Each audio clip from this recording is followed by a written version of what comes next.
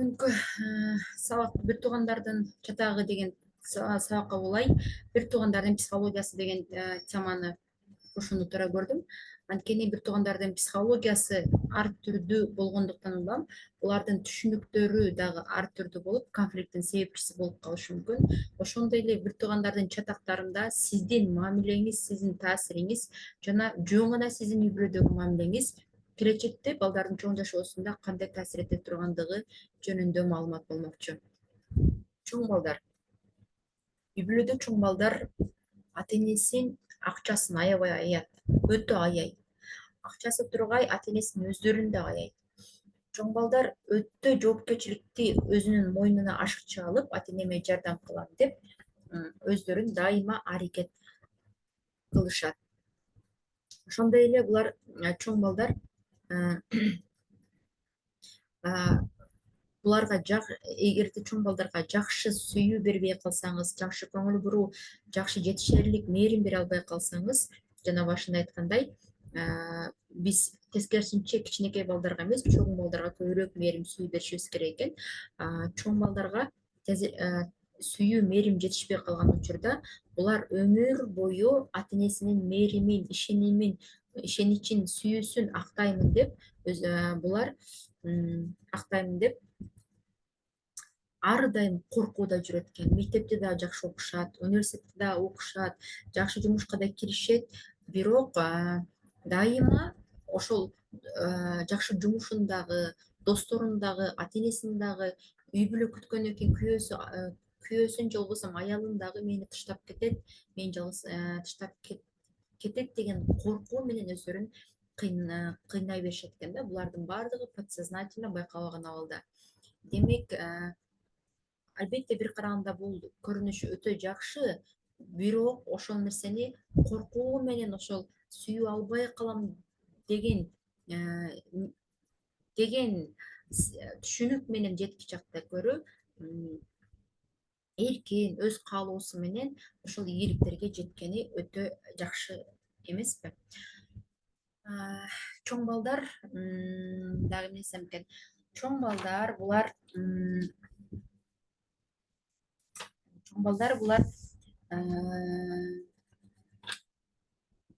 эмнени айтайын дедим эле. Чоң балдарды жана башында айткандай эч качан 10 жашка чейин, 3 жаштан баштап 10 жашка чейин сен чоңсуң деген сөздөрдү айтканга такыр болбойт экен да. Булар дагы бала катары балалык доорун сүрүш керек. Булар дагы бала катары өзүнүн буюмдарына, өзүнүн укуктарына ээ болуш керек да.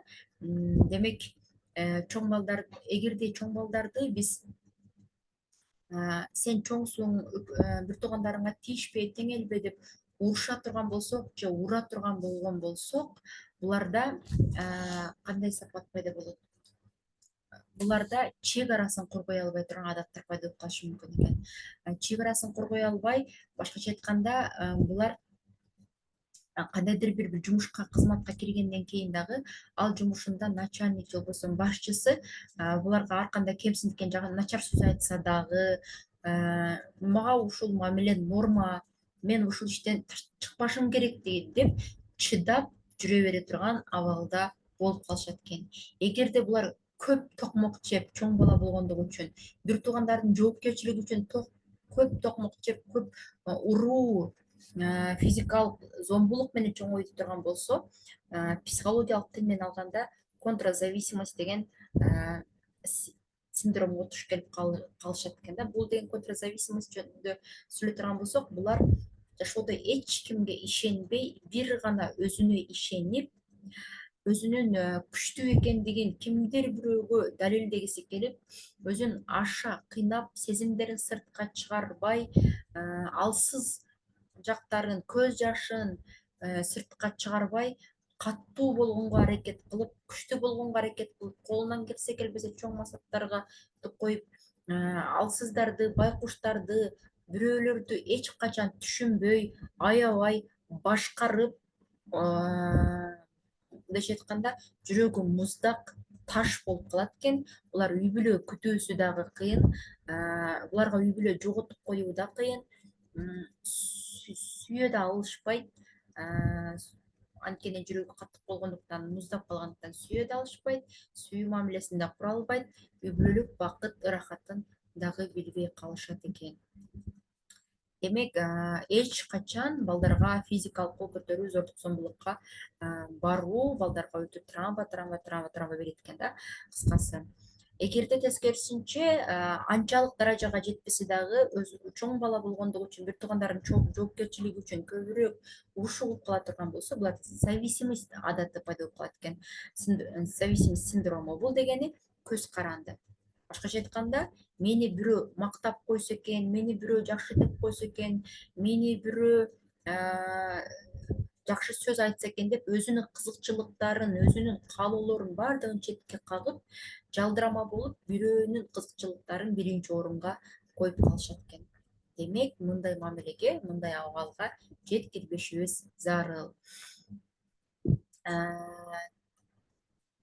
Табиятынан бирок ушул үй бүлөдө көбүнчө чоң балдар эң чоң болгондуктан, бир туугандар милдеттен алгандыктан, буларда турмуштук, табиятынан эмес, турмуштук зарылчылыктан улам лидерлик сапат калыптанат экен да. Булар лидерлик, бир туугандарын башкарууга жөндөмдүү болушат экен көпчүлүгү. Мен өзүмдүн эң чоңдугумдан билем, менде көбүнчө ошол зависимость деп коет, баягы мени бирөө мактап койсо экен, мени бирөө жакшы деп койсо экен деп жалдырама өзүмдүн кызыкчылыктарымды артка таштап, ашыкча жоопкерчиликтерди алып алып, өзүмдү кыйнап, эч качан жок дей албай, кимди бирөө эмне деп койсо баарына чукуп кете берген, башкалардын оюн биринчи орунга кое берген адаттар бар экендигин мен өзүм менен иштегенде билгенмин. Ал тургай мен бир туугандарымдын баардыгын көйгөйлөрүн өзүмө алып алып, кайгырып, колумдан эч нерсе жардам бере албаса дагы, мен кыжаат болушум керек, мен бир туугандарыма күйүшүм керек деп өзүмдү ашыкча кайгырткан кездерим дагы өтө көп болуптур да. Качан гана мен өзүмдүн үстүмөн иштегенде гана, ар биринин өзүнүн кудайы бар, ар бир адам өзүнүн жашоо жоопкерчиликтен өзү алышы керек деген түшүнүккө келгенден кийин гана бул өзүмдү кыйнаган адаттардан арылып, жүрөгүмө тынчтык келди да. Бул нерседен өзүңүз сабак аласыз деп түшүнөм. Демек, андан кийинки ортончу балдарга сөз келе турган болсок, ортончу балдар булар ортодогу ортомчулар экен да, тактап айта турган болсок, чоң балдардан ата эне мисалы үчүн мен сага ишенем деген, жоопкерчиликти берген мамилелерин көрүп, мага да ишенгиле, мага да жоопкерчилик бергиле деп чоң балдардан жоопкерчилик менен ишенимди талашып кызганышса, ал эми кичинекей балдарынан мага да сүйүү, мага да убакыт, мээрим бергилечи деп кичине балдардан сүйүү, мээримди кызганып, жашоосун өмүр бою конкуренцияда жүргөндөй өткөрүшөт экен. Натыйжада булар өздөрү байкабаган, билбеген абалда подсознательно жашоонун оор жолун тандап алышып, ошону жеңишим керек деп, булар дагы өзүнүн жоопкерчиликтүү экендигин, ийгилик жарата ала тургандыгын, колунан иш келе тургандыгын өзү байкаган абалда кимдир бирөөгө далилдегиси келип өздөрүн кыйнай беришет экен. Андыктан ортончу балдарга дагы ишеним, жоопкерчилик, сүйүү, мээрим, көңүл бөлүү, убакыт беришибиз зарыл экен да. Буларды зарыктырбайчы, кыйнабайчы. Ортончу балдарда эгерде жакшы тарбия берилген болсо, жакшы көңүл буруу, жакшы сүйүү берилген болсо, ортончу балдарда табиятынан лидерлик сапат жана ошондой эле коммуникативдик, баарлашуу, мамиле кыла алуучулук сапат, ошондой эле чынчылдык сапат жакшы өнүгөт экен. Бул сапаттын айынан булар дипломат же болбосо юридикалык тармактарында жакшы адис боло алышат, достукка бекем болушат, достукту баалай алышат, эч качан бирөөлөргө ыңгайлуу болуп, бирөөлөрдүн кызыкчылыктарына өзүн жертва кылып, чек арасын боздуртпаган мүнөзгө ээ болушат экен. Ал эми кичүүлөр боюнча токтоло кетсек, кичүүлөр үй бүлөдө булар тамашакөй болушат экен, чыгармачыл болушат экен, ошондой эле буларга ата эне кичинеси катары мамиле кылгандыктан сүйүүнү өтө көп алышат экен. Бир туугандарынан дагы ата энесинен дагы сүйүү алып, булардын жан дүйнөсүндө коркуу жок, ошондой эле сүйүүгө кенен болуп чоңоюшат экен да, сүйүүгө толо чоңоюшат экен. Эми биз бирок кичүүлөрдү биз кичине деп колунан келбей тургандай аягандай мамиле кылат экенбиз дагы, чоң балдарга эле ашыкча эле баягы сага ишенем чоң балдарга ашыкча жүктү жүктөп, кичинекей балдарга жоопкерчилик милдеттерди бербей, мисалы үчүн кичине балабыз 3кө ылайык окуса деле ага анчейин катуу кешпейбиз, маани бербейбиз дагы. Чоң балабыз 3кө окуса, аны урушуп, жемелеп, артынан киришип окутуп, ар кандай немелерге алып барып, эмне деп коет, курстарга алып барып, же болбосо бир мугалим жалдап аракет кылабыз да, кичинекей балдарыбызга кош көңүл мамиле кылып коебуз да, кичине эрке депчи. Мындай мамилебиздин натыйжасында кичинекей балдарга дагы жоопкерчилик, өз алдынча улук нерселерди бербей турган болсок, кичинекей балдар көбүнчө психологдордун иликтөөлөрү боюнча игромандар, наркомандар, алкоголго беригип, алкоголдук заттарга берилип кеткендер үй бүлөдө көбүнчө кичине балдар болушат экен. Ошентип эле же жалгыз кыз, жалгыз балалар дагы ошондой жоопкерчиликсиз сапаттарга ээ болуп, ошондой игроман, наркоман, алкомандар болуп кетишет экен да. Демек, кичине бала эле, жалгыз кыз эле, жалгыз бала эле дебестен, жоопкерчилик, ишенимди тапшырышканды өзүбүзгө мындай милдет катары алышыбыз керек экен да, балдаргачы. Кичине балдарга эгерде биз азыр кененчилик барчылык заман, эгерде кичине балдарга боло берет деп чоң балдарыбыздын оюнчуктарын ойноттуруп, чоң балдарыбыздын кийимдерин кийгизе бере турган болсок, ал бала, кичине бала байкемдики, эжемдики деп биле турган болсо, буларда чек ара түшүнүгү, бул меники деген түшүнүк орун калыптанбай калат экен дагы.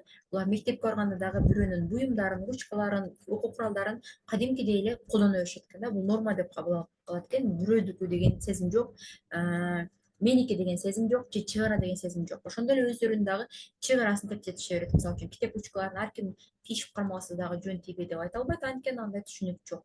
Ушундай сапаттар калыптанып калат экен. Демек, кичине балдарга деле бул сеники деп өзүнө жаңы буюм, жаңы кийим сатып берип, ошондой тарбиялаганыбыз жакшы болот экен. Кичине балдар дагы жашоодо чоң байкелер, бир туугандары сыяктуу, ата энем мага жоопкерчиликти берсе, мага ишеним берсе деп жан дүйнөсүндө каалайт экен, ошого умтулушат экен. Булардан, кичинекей балдардан көбүнчө спортчулар жана искусство адамдары көбүрөөк чыгат экен, эгер жакшы жол менен жакшы тарбияны алып чоңойгон болсо. Кептин соңунда айтарым, чоң балдарыбызга ашыкча жоопкерчилик бербейбиз. Эч качан сен чоңсуң деп милдеттендирбейбиз. Эч качан сен чоңсуң деп конфликт учурунда урушпайбыз, аны тыйбайбыз. Эч качан кол көтөрбөйбүз. Эч качан аны конфликт учурунда күнөөлөп айыптабайбыз чоң балдарды. Ашыкча милдеттерди бербейбиз. Ашыкча колунан келбеген нерселерди тапшырбайбыз. Чоң балдарга жетишерлик көңүл буруу, сүйүү беребиз. Колунан сөзсүз түрдө бир иш келсе мактабай, келбесе дагы, жөн гана дагы анын бар экендигин, сүйө тургандыгыбызды айтып билдиребиз. Ал эми ортончу балдарга дагы, кичине балдарга, чоң балдарга сагалатып, конкуренция кылдырып зарыктырбастан, кичине ортончу балдарыбызга дагы сүйүү, мээрим, көңүл буруу, ишеним, жоопкерчиликтерди берүүнү түшүнүшүбүз зарыл. Ал эми кичинекей балдарыбызга дагы бул кичине эле деп берке-талтан кылбастан, жоопкерчилик, өз алдынчалуулук милдеттерди тапшырышыбыз зарыл. Эми бул жерден эмнени айтарым? Демек, бир туугандардын чатагында чоң балдардын психологиялык абалы кандай, кичине балдардын психологиялык абалы кандай, ортончу балдардын психологиялык абалы кандай, бир топ түшүнүп алдыңыз деп ойлоймун. Демек, чоң балдар көбүнчө адилеттүүлүк талап кылып, ата энесин аяп, үйдөгү салтты карманып, жоопкерчиликти өзүнө алып, апам айтты эле чыкпагыла, апам айтты эле үй жумуштарды аткарабыз деп урушту көбүрөөк баштап, мен жакшы болбосом апам сүйүү бербей калат деп умтулуп, конфликтке бара турган болсо, ортончулары кызгануунун айынан конфликтке барышат экен. Ал эми кичинекейлери болсо, булар жоопкерчилиги жоктугунан, эркелигинен ар кандай кайсарлык иштерди жасап коюшат экен. Дагы бир нерсени айта кетерим, эгерде сиздин балдарыңыздын арасында балдарыңыздын мүнөзүндө чарчаган абалды көп байкасаңыз, кызганчак абалды көп байкасаңыз, көрө албастык абалды көп байкасаңыз, тарбияңыздын туура эмес экендигин түшүнүшүңүз зарыл. Анткени чарчаган балаңыздын абалын көргөн болсоңуз, анын колунан келбеген, анын жашына туура келбеген, анын мүмкүнчүлүгүнө да туура келбеген ашыкча иш, милдет, жоопкерчилик берип койгонуңузду түшүнүшүңүз зарыл. Ал эми кызганчак абалды байкасаңыз, демек ал балага мээрим жетпей атканын түшүнүңүз. Кызганып атабы балаңыз, анда мээрим жетпей атат. Көрө албай атабы балаңыз, анда ал балага туура эмес, адилетсиздик мамиле кылып атканыңызды түшүнүңүз. Ал эми жек көрүү, балаңыздан жек көрүү, бир туугандарына карата жек көрүү мамилесин байкаган болсоңуз, бир туугандарына кызганыч, жек көрүү, көрө албастык мамиле, ошондой эле кичине балдарыңыздын арасында жек көрүү мамилесин көргөн болсоңуз, бул кызганыч менен көрө албастыктын натыйжасында келип чыккан мүнөз деп психологдор далилдешет. Дагы ушул нерсени мен өзүмдүн жон теримден башыман өткөргөм. Мисалы, мен өзүмдү бизде апам жалгыз эркек баласын өтө жакшы көргөндүктөн мен ага кызганганмын. Анткени мага мээрим жетпеген. Мен ага көрө албаганмын. Анткени апам адилетсиздик мамиле кылган. Биз ошол жалгыз балам менен мушташып кеткен учурубузда, урушуп кеткен учурубузда, бул эркек бала, бул кичине, бул жалгыз эркек бала теңелбек эле, ул балага кайшы айтпагыла деп, хотя ошол эркек балабыз экөөбүз адилетсиздик кылса дагы, өзү биринчи кол көтөрсө дагы, өзү биринчи урушту баштаса дагы, өзү биринчи бизди ар кандай шылдыңдап ат койсо дагы, эркек бала тарап болуп адилетсиздик мамилени көп жасаган да апамчы. Анан ошол жалгыз эркек балабызга жек көрүү дагы сезим пайда болот. Бул дагы ошол адилетсиздик, кызгануунун натыйжасында деп айтар элем. Качан гана мен ушул нерселерди өзүм менен иштеген учурда, психологияны түшүнгөн учурунда гана мен кабыл алдым. Апамды, башкамды, анткени апам өзү билет кимди кечирүү, апам өзү билет кимди сүйүүнү, апамдын өзүнүн ыктыяры кимге мамиле кылууну. Мына ушундай кабыл алдым. Ооба, жалгыз эркек баласы бар эле, жакшы көрөт, өзү билет. Жакшы көрөт да, эмне кылайын анан? Вот ушуну кабыл алдым. Ошону түшүндүм жүрөгүмө тынчтык орното алдым. Мына ушундай. Демек, адилеттүү болуңуз, мээрим бирдей бериңиз,